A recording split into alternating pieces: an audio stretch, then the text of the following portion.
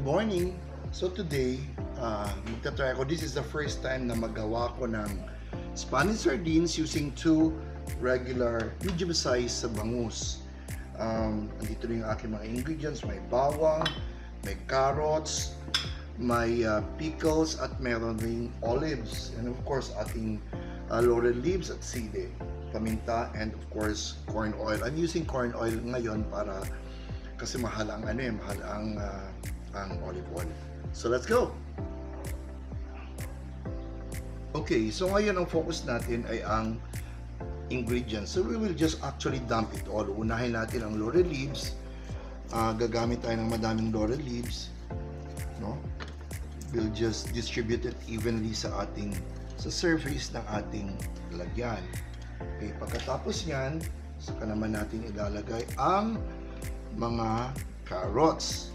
Okay, yung carrots, yung malalaking portion nilagay ko sa ilalim, no? Yan. Kakapal at malalaki. Okay, so we will evenly distribute it. Okay? Pagkatapos noon, lalagyan na natin yung ating mga bawang, no? You just distribute it evenly. Okay. Yan. Bawang, lalagyan natin. And then, saka natin ilalagay yung ating bangus. Yung bangus natin, ginawa ko sa bangus actually, binabad ko siya sa water and with salt for 30 minutes. Ayan. Ayusin nyo lang pagkakalagay. Okay, that's it. At saka sa natin lalagyan ulit ng mga carrots. Okay, yan. Yan. Tapos, lagyan din natin ng laurel leaves. Uli. No? Ayan. Tapos, lagyan din natin ng ating paminta. Pamintang buo. Okay, pamintang buo. At lagyan pa rin natin uli ng ating bawang. Ayan. The more, the merrier. Okay? So, ang susunod nilalagay yung ating pickles. Budbudan lang natin para sa bawat layer, meron pickles at meron ding olives. You distribute it evenly. Ganyan lang yan, madali lang.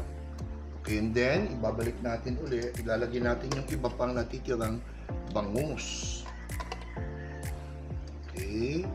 Bangus. So, flatten lang. Just make sure na flat ang ating bangus. And then again, yung mga natirang ingredients mo, lagay mo pa. Okay. A little bit ang ating olive, what's this? Laurel leaves. Lagay rin natin. And then yung ating siling labuyo, just toss it around, no? Para masarap tingnan. Masarap ang magiging kalalabasan. Then finally, ang natitira nating olives, ang natitirang pickles, ihalo na rin natin. Okay, at ang ating natitirang mga carrots. Okay? And then, saka natin ilagay ang corn oil. Finally, ang last cup ng cooking oil, last cup nito ng cooking oil, ilalagay din natin. So, natitira pa akong olives at pickles, so ilagay na rin natin. Okay? At yung ating peppercorns. Then we will put a little bit of salt, no? At mga 1/2 cup of water. Yan. Tapos yung natirang garlic, saka natin imudmud pang ulit.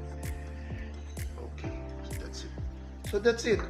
Okay, huwag po natin kalimutan na maglagay ng oyster sauce. Yun lang, ganun lang kadali. And that's it. We'll cook this in a pressure cooker. Okay, so after 1 hour, naluto na rin natin. I hope maganda tingnan. Oh my God! Can you see that? Oh wow! Oh wow! Can you see that? Ang galing! Ang galing tingnan! Ang bango-bango pa. I'm so proud.